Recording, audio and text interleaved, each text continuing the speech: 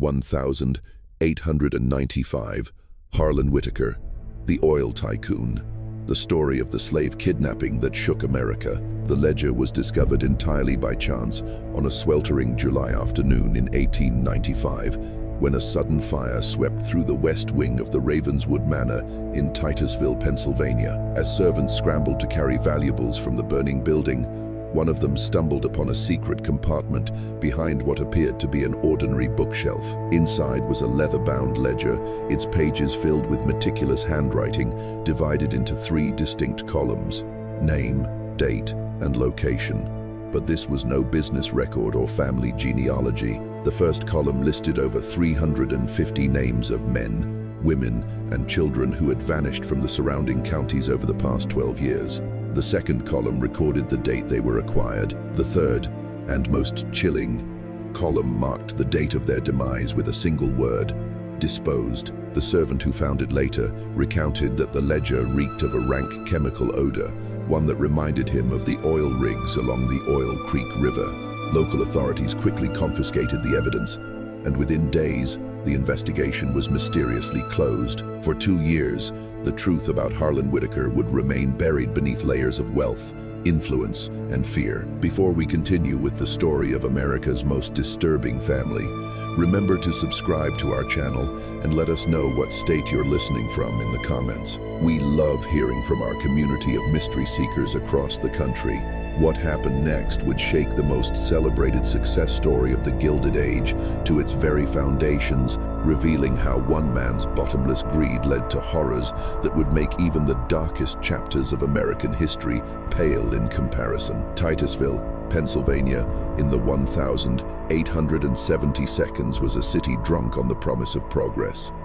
Oil derricks worked relentlessly day and night, pumping the black gold that would forge America's industrial future. At the heart of this transformation was the Whitaker Oil Company, a sprawling conglomerate of rigs and refineries that employed nearly 2,500 workers and produced some of the highest quality oil east of the Appalachians. The man who built this empire was as impressive as his industrial achievements.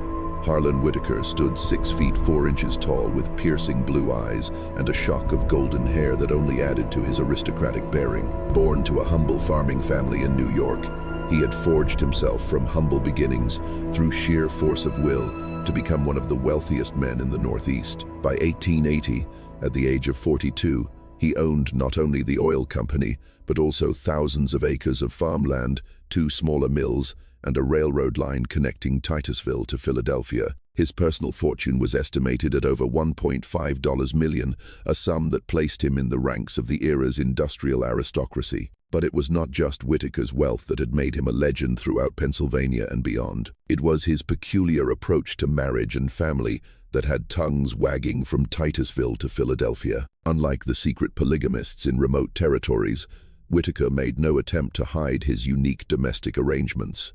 He openly maintained what he called his extended family. Multiple wives and dozens of children lived scattered across several magnificent estates. At the heart of his empire was Ravenswood Manor, a 35-room mansion that dominated a hill overlooking the Allegheny River. Built in the Victorian style with spires that seemed to reach for the Pennsylvania sky, the manor was home to what the locals called the primary family. 8 wives and 28 children lived together in apparent harmony. Each wife had her own wing, complete with a private sitting room and nurseries for her children. The arrangement was formalized through what Whitaker called spiritual marriage contracts, documents that gave each woman legal protection and financial security in exchange for their exclusive devotion to the family unit. Beyond the manor, Whitaker maintained 5 other properties throughout Venango County. These smaller estates, each a fortune in its own right, housed his secondary families, women who had chosen to live more private lives while still bearing his children and sharing in his prosperity. Oakwood Farm, 15 miles south of Titusville, was home to 6 wives and their 19 children. Riverbend House, a stately mansion near the Oil Creek River, housed 5 wives and 15 children. Each estate was a world unto itself, fully staffed with servants, tutors, and governesses, ensuring that Whitaker's children received the best education money could buy. The most remarkable aspect of these arrangements was that they were conducted in the open. Whitaker appeared at social events with different wives, attended church services with various combinations of his children, and frequently hosted lavish parties where members of all his families mingled freely. Titusville society, initially scandalized, had gradually come to accept and even admire the finesse with which Whitaker managed his complex domestic life. His wives were elegant, educated women who seemed genuinely content with their circumstances.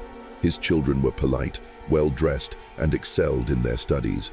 The society pages of the newspapers regularly featured the activities of the Whitaker clan. The Titusville Herald wrote glowing articles about Whitaker's wives, describing their charitable work and cultural contributions to the city. The Philadelphia Inquirer ran interviews with several of his older children, praising their academic achievements and social graces. Even religious leaders, after some initial hesitation, began to view Whitaker's arrangement as a unique form of philanthropy, providing security and purpose for women who might otherwise have remained single in an age of limited marital prospects. Local businessmen admired Whitaker not only for his success in the oil industry, but also for his apparent ability to maintain harmony among so many strong-willed women. They often joked in their clubs about his diplomatic skills and organizational genius. Some even consulted him for advice on managing their own single-wife households. Whitaker would smile graciously at such conversations, often remarking that his secret was simple: treat each woman as if she is the only woman in the world, and she will reward you with boundless loyalty. Behind this facade of domestic bliss, however, were subtle signs that not everything was as perfect as it seemed. A few of Whitaker's wives, when pressed by journalists, mentioned certain areas of the manor that were off-limits to family members. They spoke of mysterious nighttime deliveries to the estate, of strangers who came and went at odd hours, of areas in the basement that were always kept locked. When asked about these oddities, the wives would quickly change the subject, their faces showing a flicker of fear that went beyond mere discretion. The children also occasionally let slip comments that suggested a darker undercurrent to their privileged lives. Samuel, Whitaker's 9-year-old son, once told a playmate that his father had a special place where bad people go to learn to be good. Eliza, aged 11, told her governess that she sometimes heard sad whispers coming from beneath the floor of the manor's library. When adults questioned these children about their remarks, they became confused and claimed to have no memory of what they had said. Most disturbing were the observations of the servants and workers on the Whitaker estates. Several maids reported finding oily stains and chemical smells on clothing brought down from the restricted areas of the manor. Gardeners mentioned strange tools and equipment being delivered to basement entrances that seemed to have no legitimate household purpose. Kitchen staff noted that enormous quantities of food were being prepared daily, far more than the known residents of the estate could possibly consume. Yet, no official guests were ever announced. The women themselves, despite their outward contentment, exhibited behaviors that suggested a deep-seated anxiety. They rarely traveled alone, even into nearby Titusville. They seemed reluctant to speak of their lives before joining the Whitaker family. Most tellingly, none of them had any contact with their families of origin, a fact Whitaker explained by saying that all his wives were either orphans or had been estranged from relatives who disapproved of their unique lifestyle. By 1885, Harlan Whitaker's reputation as both an oil genius and a master of domestic harmony was firmly established throughout the Northeast. Visitors from as far away as New York and Boston came to see his oil facilities and observe his unique family arrangements. He was often mentioned in the press as a potential candidate for governor of Pennsylvania, with editorials praising his innovative approach to both business and family life. The future seemed limitless for the man who appeared to have solved the age-old problems of loneliness and want by simply ignoring conventional limitations. Yet, even as his fame grew, whispers began to circulate in the immigrant neighborhoods of Titusville and in the homeless encampments along the railroad lines. Stories of people who had gone to seek work at the Whitaker Oil Company and then vanished without a trace. Tales of shadowy figures who haunted the city's poorest districts, making offers that seemed too good to be true. Reports of families who had answered advertisements for domestic positions on the Whitaker estates and were never seen again. These whispers might have remained just that, the paranoid fantasies of society's most vulnerable members. Had it not been for a rainy September evening in 1885, when the first crack appeared in Harlan Whitaker's carefully constructed empire of prosperity and desire, the autumn of 1885 brought an unprecedented labor shortage to the industrial heartland of Titusville. The economic boom that had swept the Northeast created more jobs than there were workers to fill them, and factory owners found themselves in fierce competition for skilled labor. This made what was happening at the Whitaker Oil Company all the more puzzling. Unlike his competitors, Whitaker never seemed to have trouble staffing his mills. While other industrialists offered signing bonuses and raised wages to attract workers, Whitaker's workforce seemed to replenish itself effortlessly. New faces regularly appeared in his refineries and on his derricks, men who worked with a silent efficiency and seemed content with wages that were actually below the regional standard. When asked about his recruitment methods, Whitaker would smile and explain that his reputation for fair treatment attracted the best workers from all over the region. The truth, however, was far more complex and sinister. John Callahan had been the foreman at Whitaker's refinery for 7 years when he first began to notice the strange patterns in worker attendance. Unlike other factories where employees built relationships and formed social groups, Whitaker's workforce seemed strangely fluid. Men would show up for their shifts, work with mechanical efficiency, and then disappear after only a few weeks or months. Callahan initially attributed this to the harsh working conditions of the oil industry, assuming that inexperienced laborers were simply moving on to easier jobs. But as he began to keep informal notes, Callahan realized that the disappearances followed no logical pattern. Some of the men who vanished were his most skilled workers, immigrants from Poland and Italy who had years of experience in the industry and should have been desperate for steady employment. Others were healthy young men from local farming families who had specifically sought out steady work to support their wives and children. Most disturbingly, several of the missing workers were men Callahan had known personally, men who had spoken of plans to bring their families to Titusville, who had been saving money to buy homes, who had shown every sign of wanting to build long-term lives in the area. Callahan's growing unease deepened when he tried to track down some of these missing workers. When he went to the boarding houses where they had lived, he discovered their rooms had been completely cleared out, as if they had never existed. When he inquired at the train station about tickets these men might have purchased, the clerks claimed to have no record of their travel. Most mysteriously, when Callahan tried to contact the families of local workers who had disappeared, he discovered that their relatives had received carefully crafted letters explaining that the men had found better opportunities in distant cities and would send for their loved ones once they were settled. These letters were convincing in their detail and seemed to reflect genuine knowledge of each man's past and personality. Yet, something about them troubled Callahan. The handwriting, though different in each case, showed subtle similarities that suggested they might have been written by the same person attempting to disguise their script. Even more disturbingly, some of the letters contained information that the workers themselves had never shared publicly, intimate details about family history and personal dreams that they had only discussed in private conversations with Callahan himself. Determined to solve the mystery, Callahan began to conduct his own investigation. He started arriving at the refinery before dawn and staying after sunset, observing the comings and goings of both workers and management. What he discovered sent a chill down his spine. In the pre-dawn hours, when the night shift was ending and the day shift had not yet begun, Callahan witnessed a series of activities that were never recorded in the official factory logs. Wagons would arrive at a rear entrance to the facility, their drivers bundled in heavy coats despite the mild autumn weather. These wagons carried what appeared to be groups of people, men, women, and even children, who moved with the stumbling gait of people who were either profoundly exhausted or under the influence of some substance. These new arrivals would be led directly into a section of the plant that Callahan had always assumed housed chemical storage facilities. But as he watched night after night, he realized that the people who entered this section during the pre-dawn deliveries never emerged during normal working hours. Instead, different individuals would appear in the main production areas. These men bore little resemblance to the people who had been brought in on the wagons, but somehow wore the same work clothes and carried the same lunch pails. Callahan's investigation took a terrifying turn when he decided to follow one of the mysterious wagons. On a moonless November night, He tailed a wagon that left the refinery around 3 a.m. The vehicle did not head toward any of Titusville's residential areas, but instead went deep into the countryside along roads that Callahan had never explored. After an hour of careful pursuit, the wagon turned onto a private road that led directly to Ravenswood Manor. Hiding in a grove of oak trees, Callahan watched as the wagon was unloaded at a basement entrance to the manor.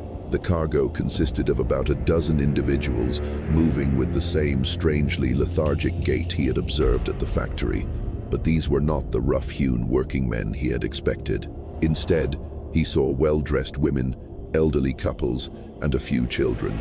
All appeared to be unconscious or heavily sedated, requiring assistance to move from the wagon into the basement entrance. Most shockingly, Callahan recognized one of the women being carried into the manor. It was Mary Donahue, the young widow of an Irish immigrant who had worked briefly at the factory before mysteriously disappearing 8 months earlier. Mary had been frantic in her search for her husband, coming to the factory weekly to ask if anyone had news of him.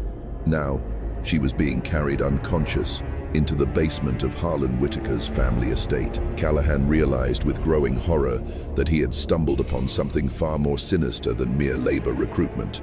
The people being brought to Ravenswood Manor were not willing workers seeking employment. They were victims of what could only be described as an organized kidnapping operation. The operation was clearly sophisticated, involving multiple locations and numerous accomplices, and it had been functioning for years without detection. The next morning, Callahan attempted to report his findings to the local sheriff, only to meet an unexpected obstacle. Sheriff Robert Miller, a portly man who had held the office for over a decade, listened to Callahan's story with growing irritation rather than alarm. When Callahan had finished his tale, the sheriff leaned back in his chair and stared at him.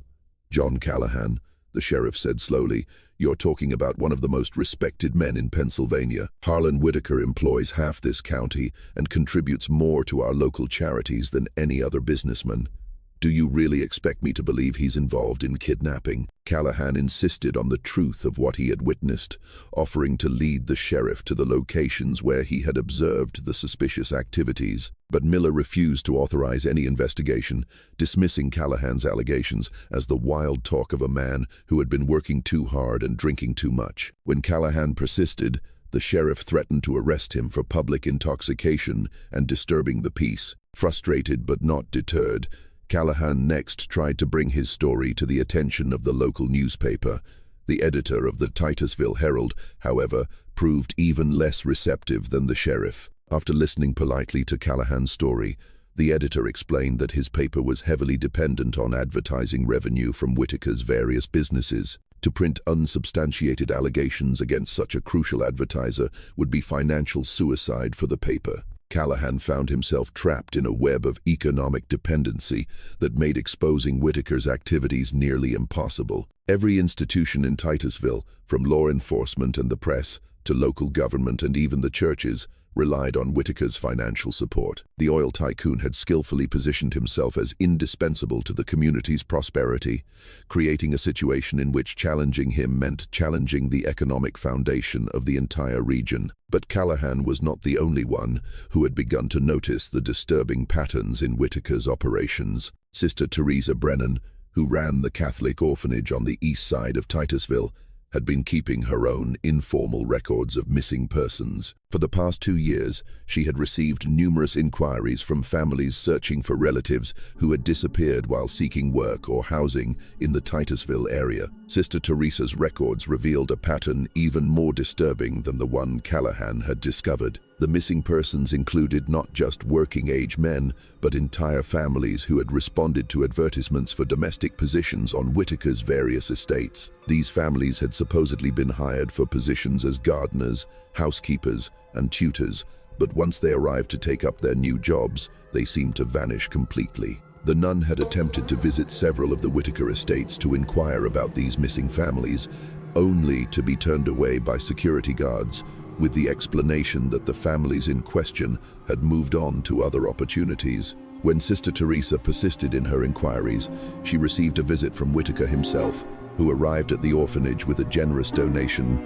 and a gentle but firm suggestion that her time might be better spent tending to the children in her care rather than pursuing unfounded concerns about my domestic staff. The donation was large enough to fund the orphanage's operations for an entire year, and it came with the unspoken understanding that Sister Teresa's questions about the missing families should cease. Faced with the choice between pursuing her investigation and ensuring the survival of the institution that cared for dozens of homeless children, the nun reluctantly accepted Whitaker's terms.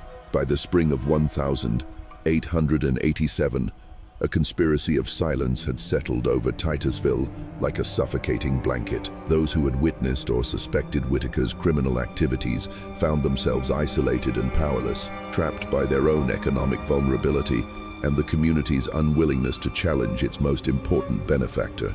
The disappearances continued. The mysterious wagon deliveries continued under the cover of darkness, and Harlan Whitaker's reputation as a pillar of the community remained untarnished. But beneath the surface of this enforced silence, pressure was building. Callahan continued his nightly surveillance, recording everything he observed in a detailed journal that he hid in his boarding house room. Sister Teresa continued to maintain her files on the missing families, looking for patterns that might eventually provide proof of wrongdoing. Most importantly, several of Whitaker's wives had begun to ask uncomfortable questions about the activities they observed in their own homes. The veil of perfect domestic harmony that had made Whitaker's name throughout the Northeast was beginning to show cracks, and those cracks would soon widen into chasms that would expose the horrifying truth about America's most celebrated family man. The autumn of 1887 brought subtle but significant changes to the atmosphere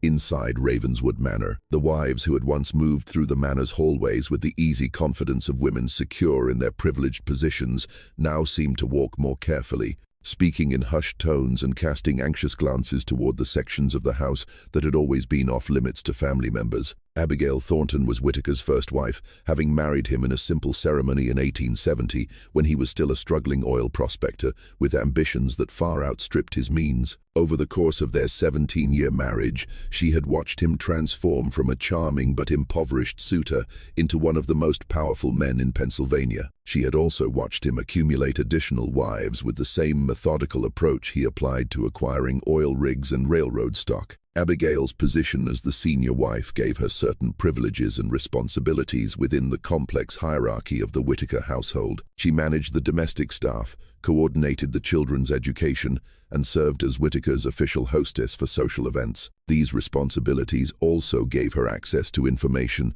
that the other wives did not have.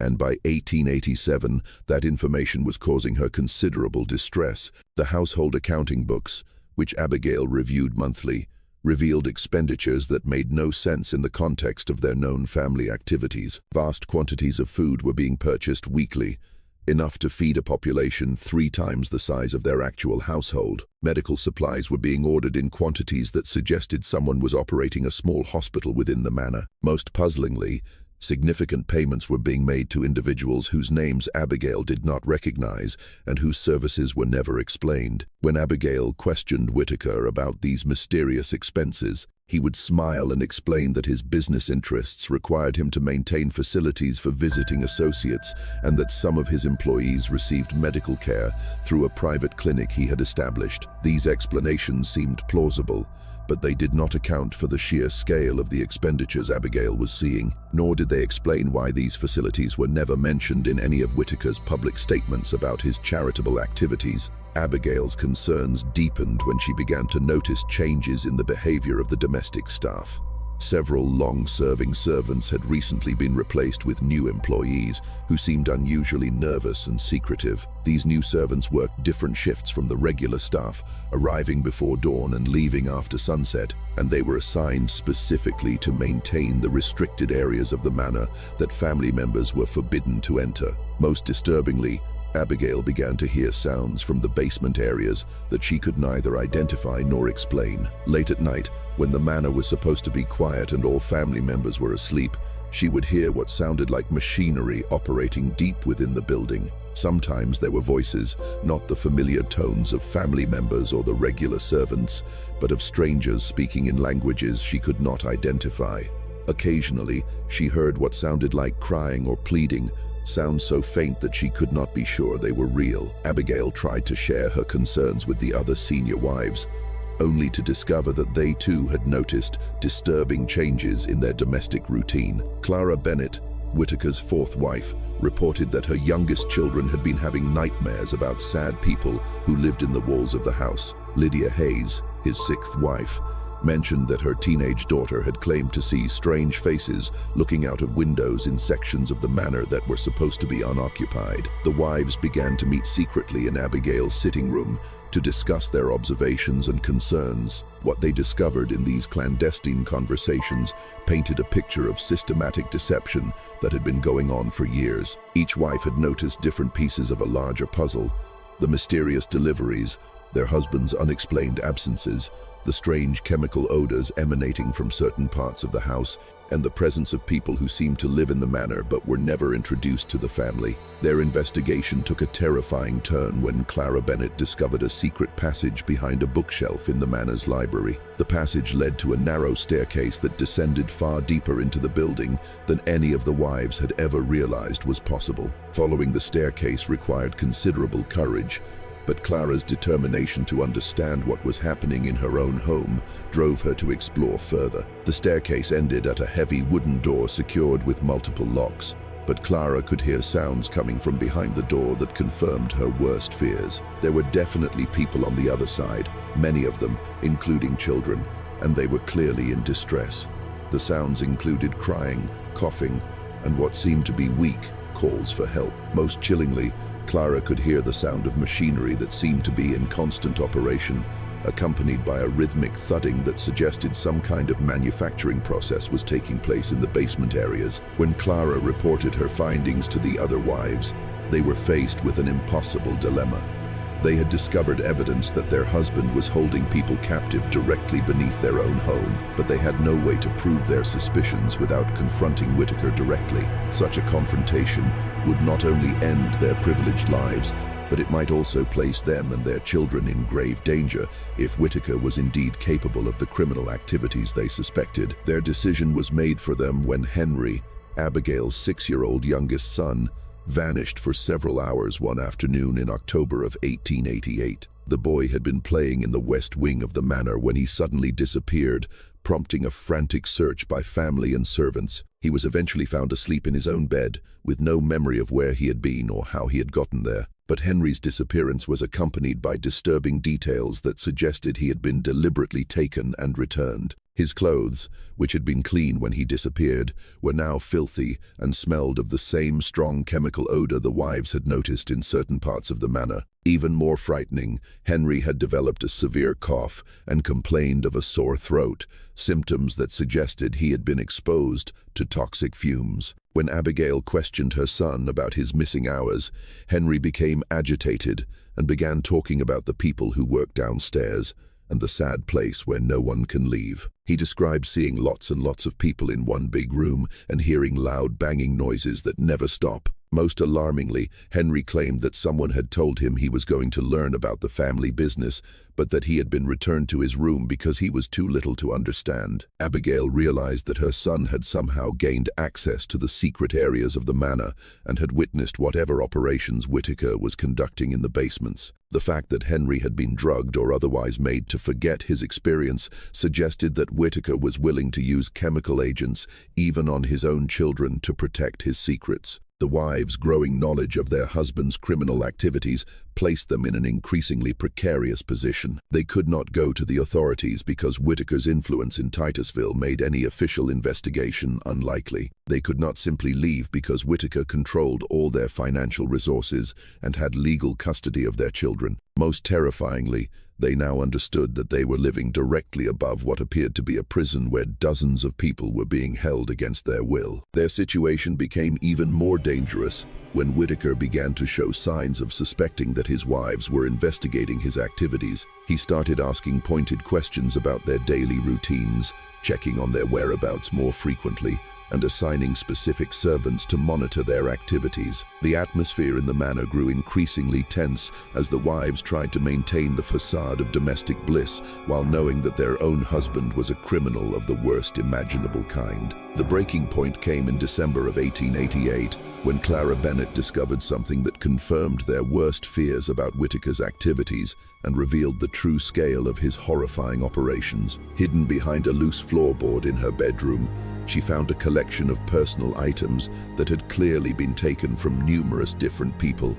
jewelry, photographs, letters, and identity papers that told the stories of dozens of individuals who had disappeared from the Titusville area over the past several years. Among these items, Clara found a letter that sent a chill down her spine. It was addressed to Mary Donahue, the Irish widow whose husband had disappeared from the factory, and it contained her desperate plea to the Titusville sheriff for help in finding her missing husband. The letter was dated just 3 weeks before Callahan himself had seen Mary being carried unconscious into the manor's basement. Clara realized that she and the other wives were not just living with a criminal. They were living with a man who was systematically kidnapping, imprisoning, and possibly murdering innocent people. The beautiful manor that had been their sanctuary was in fact the headquarters of a criminal organization that preyed on society's most vulnerable members. But even this horrifying discovery was not the worst revelation that awaited the wives of Harlan Whitaker. The true scale of his operations and the ultimate fate of his victims would only be revealed when one of them decided to risk everything to expose the monster they had unknowingly married and the nightmare that existed just beneath their feet. Hannah Lowell had always been different from Whitaker's other wives. A former journalist from Philadelphia who had married him in 1886, she possessed an analytical mind and a fierce independence that had initially attracted Whitaker, but now seemed to increasingly irritate him. Unlike the other wives who had gradually accepted the limitations and mysteries of life at Ravenswood Manor, Hannah continued to ask questions and seek answers to the contradictions she observed in their household. Her opportunity to uncover the truth came in February of 1889 when Whitaker left for a business trip to Pittsburgh that was scheduled to last 2 weeks. For the first time since her arrival at the manor, Hannah found herself with extended periods of time when her movements were not being closely monitored by her husband or his specially assigned servants. Hannah had been quietly studying the architectural plans of the manor for months, paying particular attention to architectural inconsistencies that suggested the existence of hidden spaces and passages. The original construction of the building had been completed in 1875, but significant additions and modifications had been made in subsequent years. These modifications seemed designed not only to accommodate Whitaker's growing family, but also to create concealed areas that could serve purposes unknown to the manor's official residents. Using the investigative skills she had acquired as a journalist, Hannah began to map the hidden geography of the manor. She discovered that the basement extended far beyond what was visible from the main house, comprising a network of subterranean chambers that connected not only to different parts of the manor, but also to external structures on the estate. Her exploration began in the early morning hours when the rest of the family was still asleep. Following the passage that Clara Bennett had discovered behind the library bookshelf, Hannah descended the narrow staircase to the locked door at its base. But instead of trying to open that door, she continued to explore the surrounding area and discovered additional passages that provided alternative routes into the subterranean complex. What Hannah found beyond those passages would haunt her for the rest of her life. The basement of Ravenswood Manor was not a single large space, but a labyrinth of interconnected chambers that had been converted into what could only be described as an underground factory. The chambers contained industrial equipment, including vats for crude oil distillation, mechanical tools, and machinery for chemical processing. But the most horrifying aspect of these facilities was not their equipment. It was their workforce. Dozens of people were held captive in the basement chambers, living and working in conditions that defied human decency. Men, women, and children were chained to workstations where they operated machinery for refining oil and producing byproducts. They worked in shifts that lasted 18 to 20 hours with brief rest periods on straw pallets laid directly on the stone floor. The captives seemed to represent a cross-section of Titusville's missing persons, immigrant families, transient workers, the homeless, and even some local residents who had supposedly left town to seek opportunities elsewhere. They were controlled through a combination of physical restraints, inadequate nutrition, and what appeared to be regular doses of laudanum or some other sedative that kept them docile and confused. Hannah realized that she was witnessing the source of Whitaker's spectacular business success. While his competitors struggled with labor costs and worker strikes, Whitaker had solved these problems by creating a slave labor force that cost him nothing beyond the expense of kidnapping and imprisoning his victims. The oil products that had made his name throughout the Northeast were being produced by people who had been stolen from their families and forced to work until they died of exhaustion or disease. But the subterranean complex contained horrors that went beyond even slave labor. In the deepest chambers of the facility, Hannah discovered what Whitaker did with the captives who became too sick or weak to continue working. These individuals were not released or given medical care. They were killed, and their bodies were disposed of through a process that explained the most disturbing aspect of Whitaker's business operations. The final chamber in the subterranean complex housed a massive furnace that was designed not for industrial waste, but for the incineration of human remains. The bodies of deceased captives were fed into this furnace, where they were reduced to ash.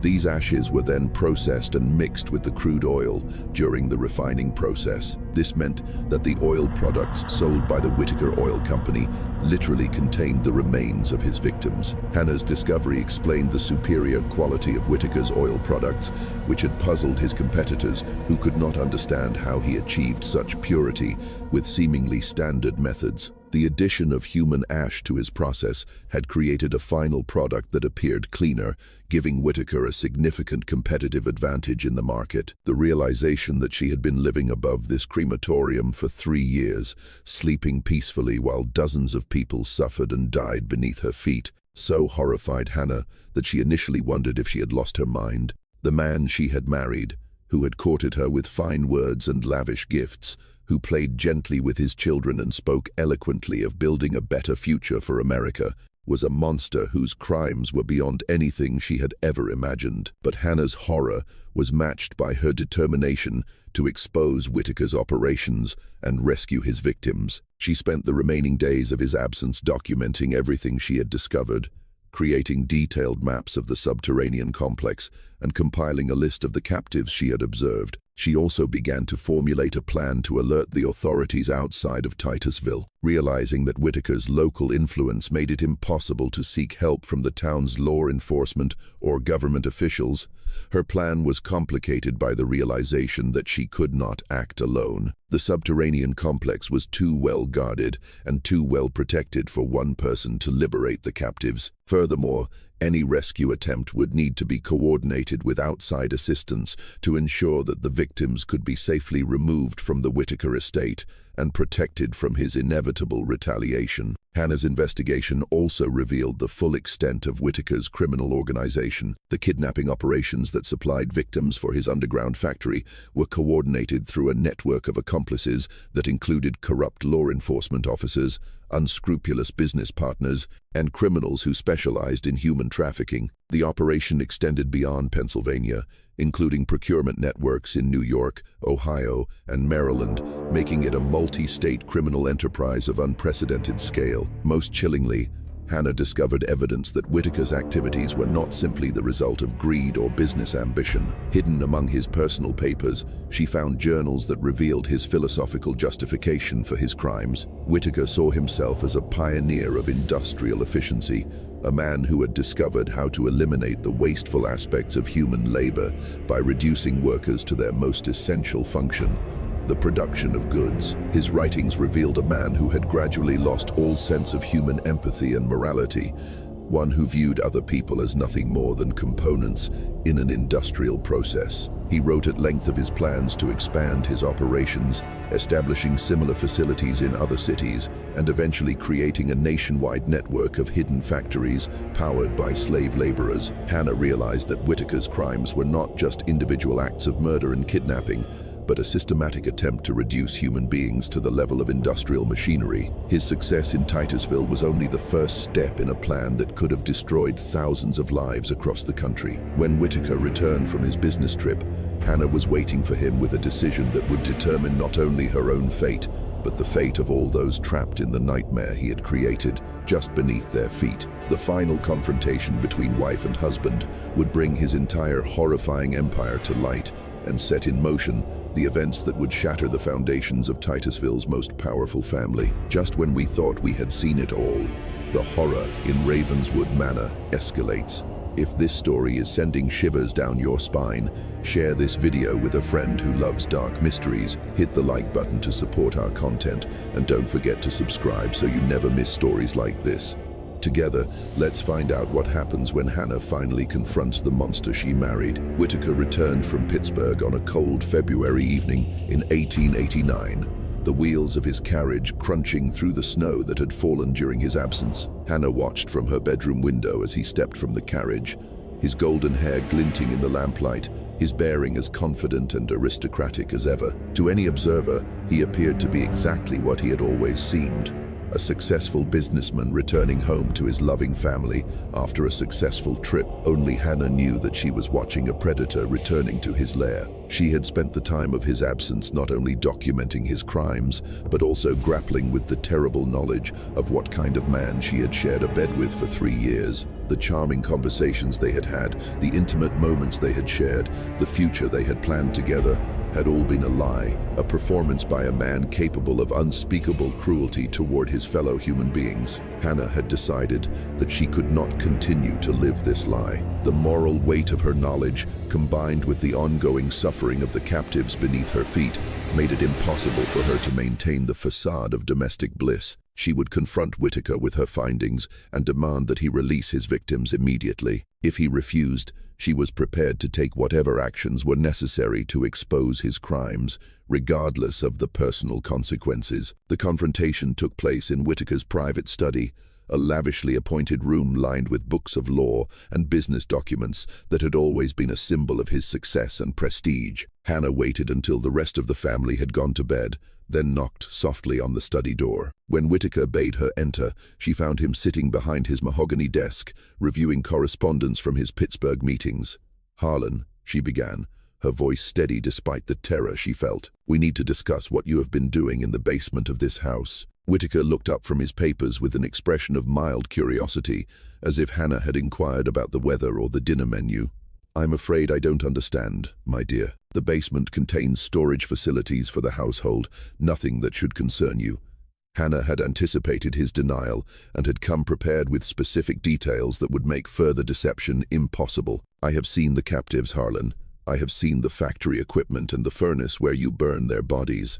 I know about the kidnapping network and the production of the oil that has made you rich. I know everything." For a moment, Whitaker's polite, quizzical expression remained in place. Then, slowly, his expression began to change. The warm smile vanished from his lips, and his eyes became cold and calculating. When he spoke again, his voice carried a tone that Hannah had never heard before, flat, emotionless, and utterly devoid of human warmth. "You have been a very busy woman in my absence," he said quietly. "I underestimated your curiosity.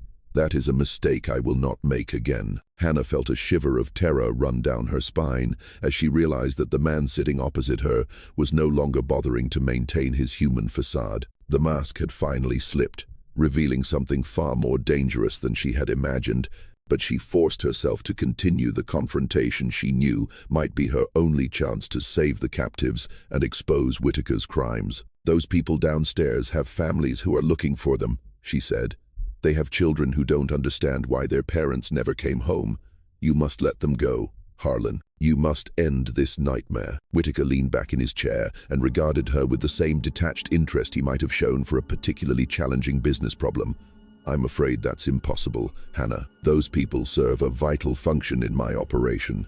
They represent a solution to the fundamental inefficiency of conventional labor practices. To release them would be counterproductive."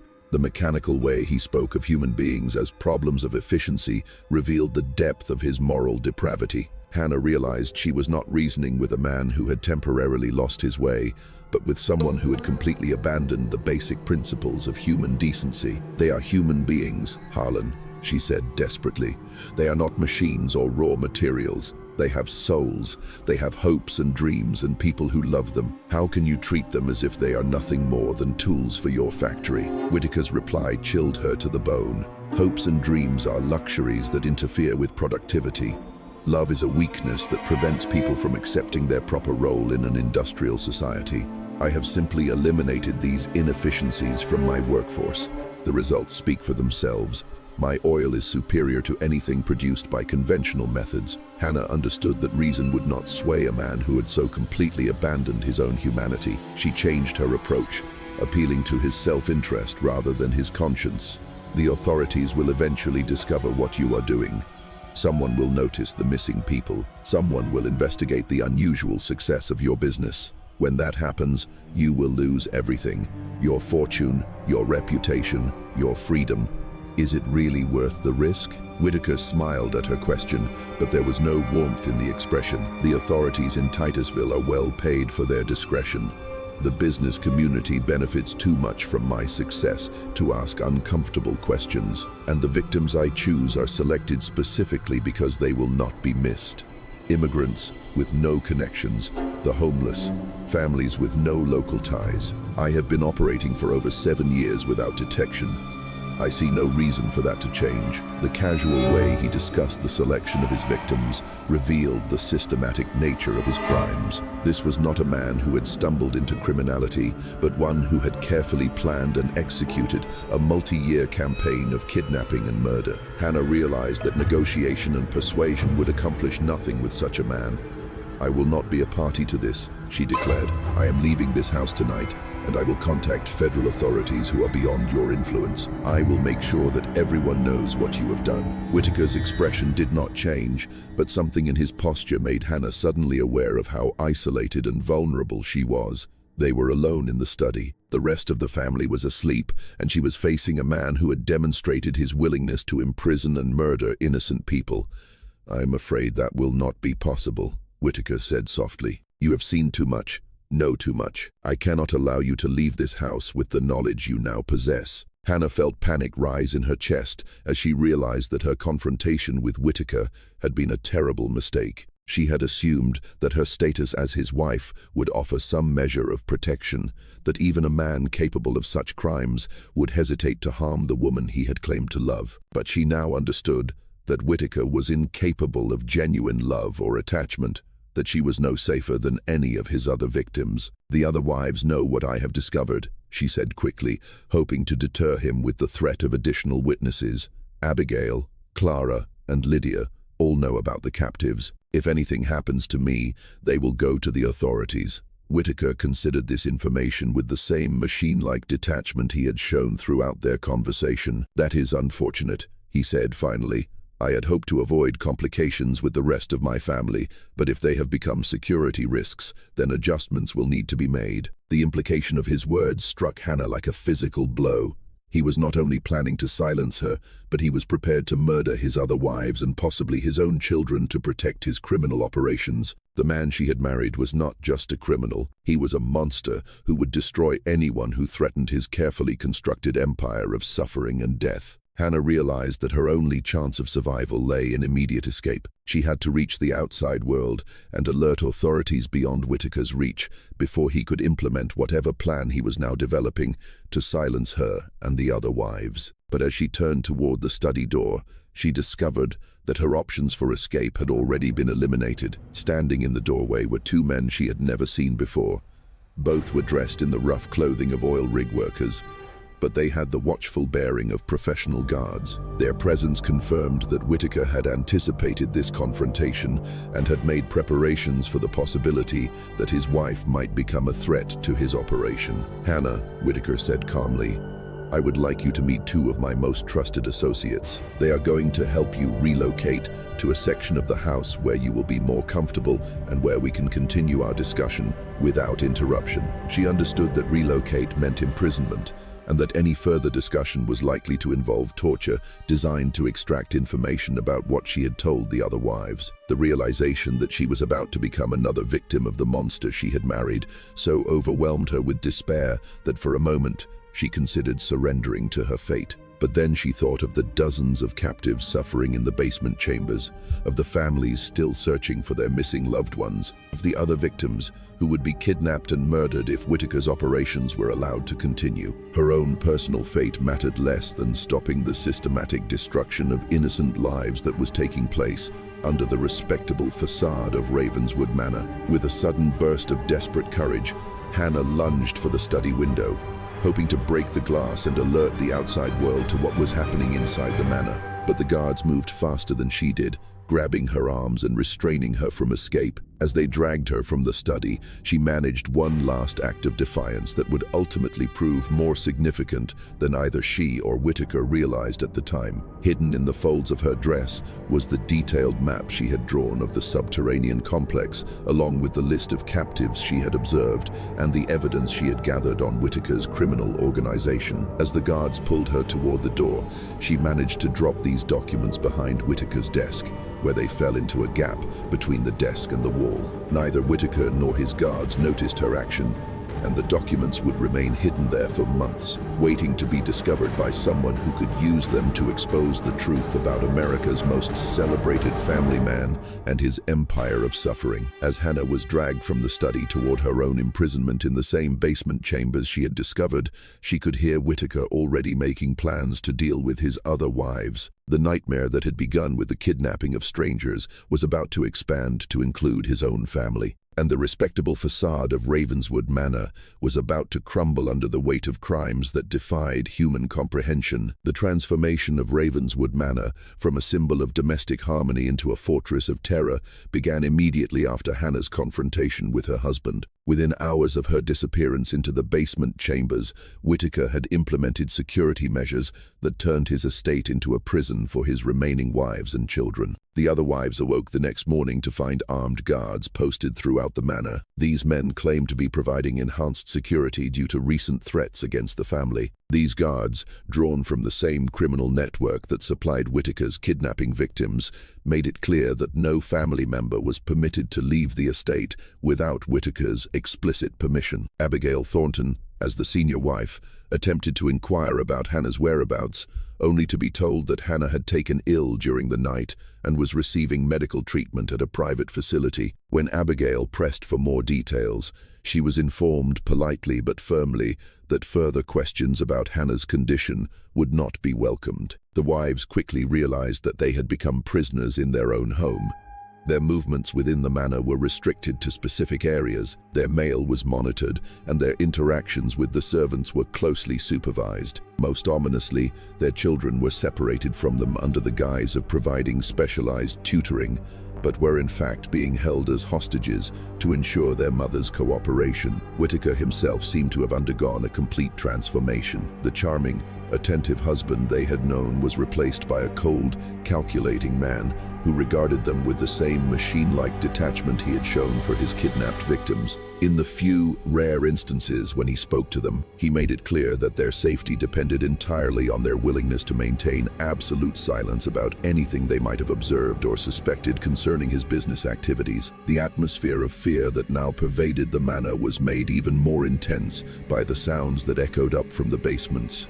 Sounds that suggested the captives below were being subjected to increased brutality. The wives could hear screams that lasted for hours, the sound of machinery operating at full capacity, and what sounded like construction work as Whitaker apparently expanded his subterranean facilities to accommodate more victims. But even as Whitaker tightened his control over his family and his criminal operations, forces beyond his influence had begun to converge on Titusville. The systematic disappearance of so many people over such a long period of time had finally attracted the attention of federal investigators who were not subject to local corruption and political influence. Agent Samuel Harding of the newly formed Bureau of Investigation had been tracking reports of missing persons across several states when he noticed an unusual concentration of disappearances in the Titusville area. Unlike the local law enforcement officials who had dismissed these reports as isolated incidents, Harding recognized the pattern of an organized criminal enterprise operating on a scale unprecedented in American history. Harding's investigation had been initiated by a letter from Sister Teresa Brennan, who had finally overcome her fear of Whitaker's retaliation and had written to federal authorities detailing her concerns about the missing families. The nun's detailed files on the missing persons, combined with similar reports from other cities, provided Harding with evidence of a criminal network that crossed state lines and therefore fell under federal jurisdiction. The federal investigation gained further momentum when Harding was contacted by John Callahan, the factory foreman, who had been conducting his own surveillance of Whitaker's activities. Callahan's detailed journal of suspicious activities at the refinery, combined with his eyewitness testimony of the mysterious deliveries to Ravenswood Manor, provided federal agents with the concrete evidence of criminal activity that could justify a formal investigation. Most importantly, Harding's investigation received crucial assistance from an unexpected source: Dr. Arthur Finch, the physician who had treated some of Whitaker's workers for unusual injuries and illnesses. Dr. Finch had been puzzled by the medical conditions he observed in patients referred from Whitaker's businesses. Injuries consistent with prolonged confinement and malnutrition, symptoms of chemical poisoning that suggested exposure to industrial processes, and psychological trauma that indicated severe abuse.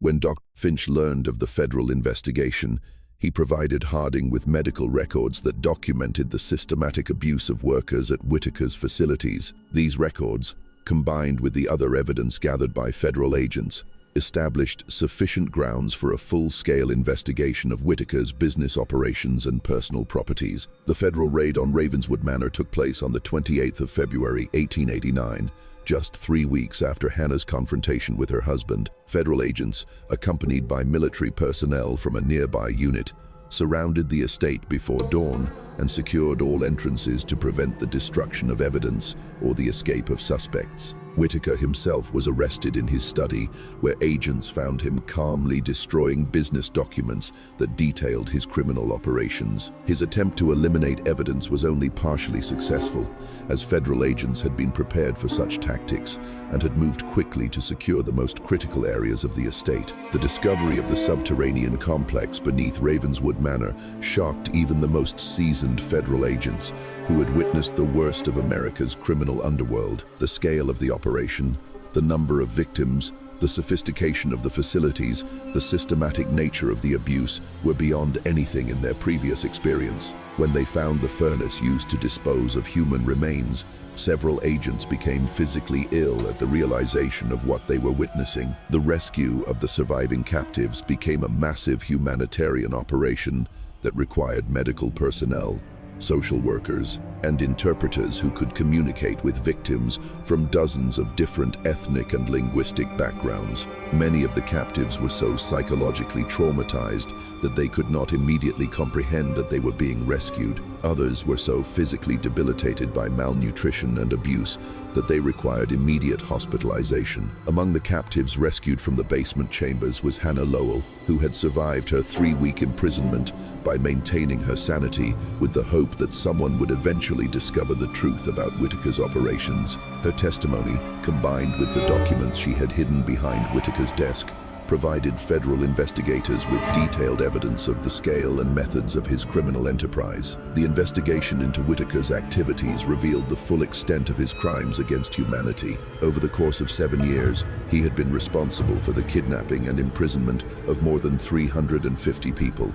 Of these victims, fewer than 90 survived to be rescued. The rest had died of exhaustion, disease, industrial accidents, or had been deliberately killed when they became too weak to continue working. The case of Harlan Whitaker became one of the most closely followed trials in American history. The evidence against him was overwhelming, including the testimony of dozens of survivors, physical evidence from his subterranean facilities, and the detailed records he had kept of his own criminal activities. The prosecution presented a case that revealed not just individual acts of murder and kidnapping, but a systematic attempt to reduce human beings to the level of industrial equipment. Whitaker's defense attorneys attempted to argue that their client was insane, that no rational person could have conceived and executed such monstrous crimes, but the extensive planning and sophisticated organization of Whitaker's operations indicated a calculating intelligence that made claims of insanity untenable. The jury deliberated for less than 2 hours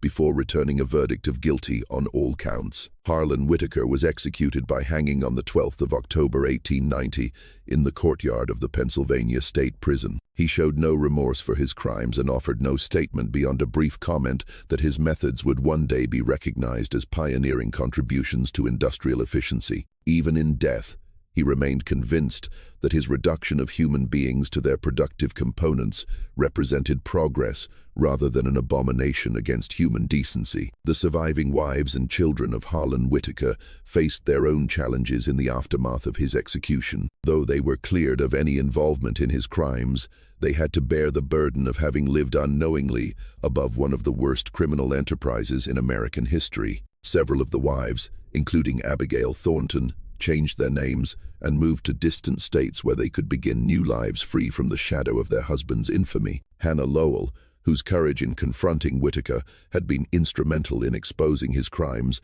became an advocate for the rights of kidnapping victims and worked with federal authorities to improve methods for investigating organized criminal activity. She never remarried, dedicating the rest of her life to ensuring that the suffering of Whitaker's victims would not be forgotten. The Whitaker Oil Company was permanently shut down, and the manor that had housed his criminal operations was demolished by order of a federal court. The grounds were eventually converted into a memorial garden where the names of Whitaker's victims are inscribed on stone tablets, providing a permanent reminder of the human cost of unchecked industrial ambition and moral decay. The case of Harlan Whitaker fundamentally changed the American understanding of organized crime and industrial abuse. It led to new federal laws on labor practices, increased penalties for kidnapping and human trafficking, and established procedures for federal investigation of crimes that crossed state lines. The Bureau of Investigation, which had played such a crucial role in exposing Whitaker's operations,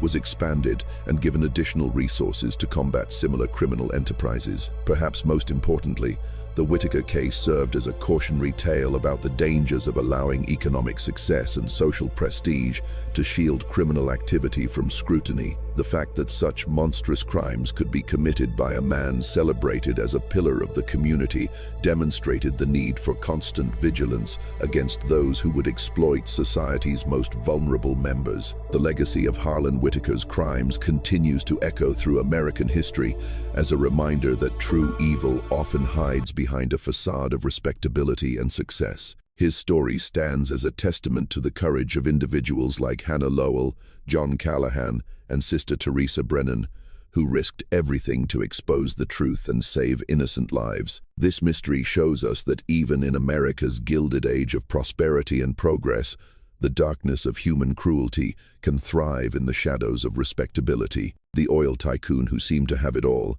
wealth, power, and a perfect family, turned out to be a monster whose crimes defy comprehension. What do you think about this story? Do you believe such systematic evil could exist undetected for so long? Leave your comments below and share your thoughts on how ordinary people can stand up to extraordinary evil. If you enjoyed this story and want more chilling tales like this, subscribe, hit the notification bell, and share with a fellow mystery lover. See you in the next video.